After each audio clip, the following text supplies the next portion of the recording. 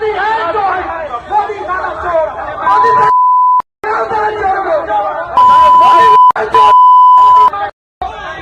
कोई भी नेता हो, किसी के माँ के ऊपर, किसी के बाप के ऊपर जाने का किसी को अधिकार नहीं। स्वामी जी, एक बात आपसे आप व्यक्तिगत सामने आमने की लड़ाई लड़िए, किसी के माँ बाप पे क्यों जाते हो? सबकी माँ उसके लिए पूजनीय है, और किसी की भी माँ, यहां तक कि हमारे लिए भी पूजनीय है। जो भी माँ है वो हमारे लिए आदरणीय है, पूजनीय है।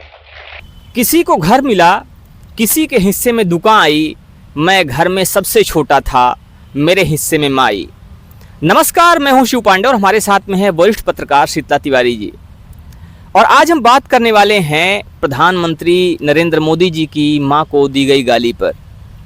मुनव्वर राणा का ये शेर कहीं ना कहीं मां की अहमियत को बयां करता है, कहीं ना कहीं मां से लगाव को बयां करता है। वो मां जो अपने बच्चे के लिए अपना पूरा जीवन कुर्बान कर देती है, वो माँ जो अपने बच्चे को पालने के लिए, उसको बड़ा करने के लिए अपनी सारी ख्वाहिशों को त्याग देती है। और जब उस माँ को गाली दी जाती है तो कैसा महसूस होगा, ये चीज़ हर व्यक्ति महसूस कर सकता है, क्योंकि हर किसी के कोई ना कोई माँ ज़रूर होती है।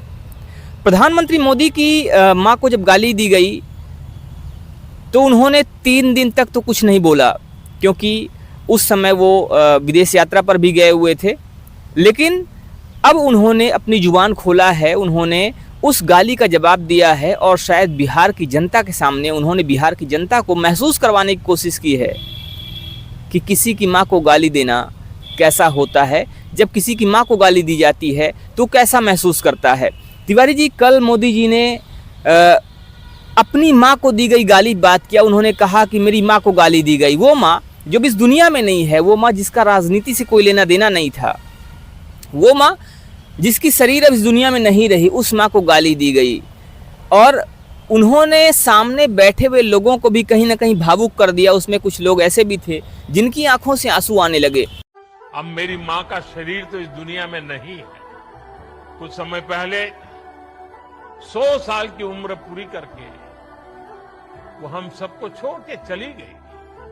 मेरी उस माँ को, जिसका राजनीति से कोई लेना देना नहीं, जिसका शरीर भी अब नहीं है, मेरी उस माँ को आरजेडी कांग्रेस के मंच से भद्दी भद्दी गालियां दी गई। माताएं बहनें, मैं देख रहा हूं आपके चेहरे, आपको भी कितना दर्द हुआ। क्या कहते हैं इन सारे मुद्दों पर? और बिहार का चुनाव चूंकि सर पर है, तो आपको क्या लगता है, क्या बिहार के चुनाव पर भी इस गाली का असर होने वाला है? और चूंकि ये गाली कांग्रेस और आरजेडी के मंच से दी गई है, तो क्या आपको लगता है कि कांग्रेस और आरजेडी के चुनाव पर, या ये कहा जाए कि जो चुनाव आने वाला है, इस पर उनके ऊपर भी प्रभाव पड़ने वाला है, कांग्रेस और आरजेडी पर? बिल्कुल पांडे, इसका प्रभाव पड़ेगा, और मैं आपको बता दूं ज़बरदस्त प्रभाव पड़ेगा। कारण ये है कि इस समय जो है सियासी पारा जो है काफ़ी गर्म है, और चुनाव को लेकर के जहां सब पार्टियां मैदान में कूदी हुई हैं, वहीं कहीं न कहीं जो है बीजेपी इसका जो है फ़ायदा उठाएगी। मतलब ये आप मान के चलिए कि कांग्रेस और आरजेडी, यानी इन लोगों का जो मंच, साझा मंच था, और मंच पर हालांकि इन लोगों ने पल्ला झाड़ा और जिम्मेदारी लेने की कोशिश नहीं की कि हम जिम्मेदार हैं या हमारा। अब उसमें ये कह रहे हैं यह लोग कि भाई मंच पर जो है कोई कार्यकर्ता, कोई आकर के इस तरीके से बक दिया तो हम लोग क्या कर सकते हैं। वो लोग अपना एक तरीके से पल्ला झाड़ रहे हैं, लेकिन इससे पल्ला झाड़ने से जो है उनको कोई वो नहीं है। और दूसरी बात यह है कि माननीय प्रधानमंत्री जो हैं वो भावुक होकर के उन्होंने कहा कि जो माँ मेरी इस दुनिया में नहीं है, और 90-100 वर्ष की उम्र में जो है वो गुजर गई हैं, और उनको जो है माँ की गाली, तो कहीं ना कहीं बिहार का जो चुनाव है तो इस पर कुछ न कुछ जो है नुकसान इनको कर देगा, आप समझ लीजिए। पांडे जी, एक जो सबसे बड़ी बात यह है कि जब कांग्रेस का वर्चस्व कहीं थोड़ा सा बढ़ता हुआ दिखता है, तो पता नहीं इन लोगों को हो क्या गया है कि कहीं ना कहीं ये लोग कुछ न कुछ जो है कर ही देते हैं, और अपनी उसी में नुकसान इन्हीं का होता है, ऐसा नहीं है। अब देखिए, अभी आपने देखा कि उसी में बयान जो है शंकराचार्य जी भी अब आ गए। शंकराचार्य जी, हालांकि लोग कहते हैं कि शंकराचार्य जी तो कांग्रेस की भाषा बोलते हैं, शंकराचार्य जी जो है बीजेपी से जो है निगेटिव रहते हैं, लेकिन कुल मिलाकर के जो है शंकराचार्य ने यहाँ भी जो है खिंचाई राहुल गांधी की कि भाई आपको जो है इसकी जिम्मेदारी वो करनी चाहिए। आपके मंच से जो है गाली दिया गया है, तो इसलिए आप जो है इसकी जिम्मेदारी आप लोग लीजिए। लेकिन अब कांग्रेस यहाँ पर आप जैसे शंकराचार्य जी की बात करें, शंकराचार्य जी ने ये कहा कि जो भी लोग ऐसा कर रहे हैं वो गाय का दूध पिए, उनकी बुद्धि जो है शुद्ध हो, और माँ को गाली देना कहीं भी उचित नहीं है, किसी भी तरह से उचित नहीं है। उन्होंने ये कहा कि माँ किसी की भी हो, किसी की माँ को गाली देना उचित नहीं है, माँ किसी की भी है वो पूजनीय है। ये इसीलिए चल रहा है क्योंकि बुद्धि में विकार आ गया है। गौ माता का दूध पिएं, सबकी बुद्धि शुद्ध हो और माताओं का अपमान करना छोड़े। कोई भी नेता हो, किसी की माँ के ऊपर, किसी के बाप के ऊपर जाने का किसी को अधिकार नहीं। स्वामी जी एक बात आपसे आप व्यक्तिगत सामने आमने की लड़ाई लड़िए, किसी के माँ बाप पे क्यों जाते हो? सबकी माँ उसके लिए पूजनीय है, और किसी की भी माँ, यहां तक कि हमारे लिए भी पूजनीय है। जो भी माँ है वो हमारे लिए साधारणीय है, पूजनीय है। भगवान ने क्या कहा? अपि स्वर्णमयी लंका न मे लक्ष्मण रोचते जननी जन्मभूमिश्च स्वर्गादपि गरीयसी। जननी और जन्मभूमि स्वर्ग से भी बढ़कर के होते हैं जी, ये भारत की संस्कृति है। वो सम्माननीय है, वो सम्मान के योग्य है। तो शंकराचार्य जी ने बात कही, लेकिन वहीं पर कुछ लोग ऐसे भी हैं जिनकी बातों को सुनकर ऐसा लग रहा है जैसे उनको इस बात को लेकर बड़ा खुशी हो रही है, बड़ा मज़ा आ रहा है। अभी बात करें एक अपने आप को लोक गायिका जो कहती हैं, बिहार की नेहा सिंह राठौर। तो नेहा सिंह राठौर ने भी एक बात कही कि मोदी जी के ऊपर उन्होंने कमेंट किया, कहीं ना कहीं तंज करने की कोशिश की है कि आप ये जो आपको गाली दी जा रही है कहीं ना कहीं इसकी जिम्मेदार आप ही हैं। उन्होंने उनको जिम्मेदार ठहरा दिया कि शुरुआत तो आपने ही की है। हम चाहेंगे हमारे दर्शक वो बयान भी सुने। क्या हुआ साहब, आज अपनी माँ की बात आई तो रोना आ रहा है, और जब दूसरों की माँ को जर्सी गाय और 50 करोड़ की गर्लफ्रेंड कह रहे थे तो ठहाके छूट रहे थे। मणिपुर में दूसरों की माताओं बहनों को नंगा करके घुमाया गया, तब कहाँ थे ये आंसू? आपके कार्यकर्ता दूसरों की माँ को बार बाला कहते हैं, उनको आपने आज तक कभी नहीं रोका। क्यों नहीं रोका? आपकी पार्टी के लोग मुझे लाखों की संख्या में गालियां देते हैं।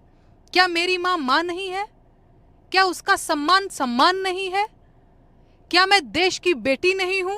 आप प्रधानमंत्री हैं तो क्या आपकी माँ का सम्मान दूसरे देशवासियों की माँ के सम्मान से ज्यादा बड़ा हो गया? अरे ये जो फसल आज आप काट रहे हैं, इसके बीज आपने ही बोए थे। दीदी ओ दीदी की हूटिंग परंपरा आपने ही शुरू की थी, ये उसी का नतीजा है। तो रोना धोना बंद कीजिए और अपना गिरेबान झांकिए। देशवासियों को मूर्ख समझना बंद कीजिए। आपके मन में महिलाओं के लिए कितना सम्मान है ये पूरा देश जानता है, तो मेरा मुंह मत खुलवाइए।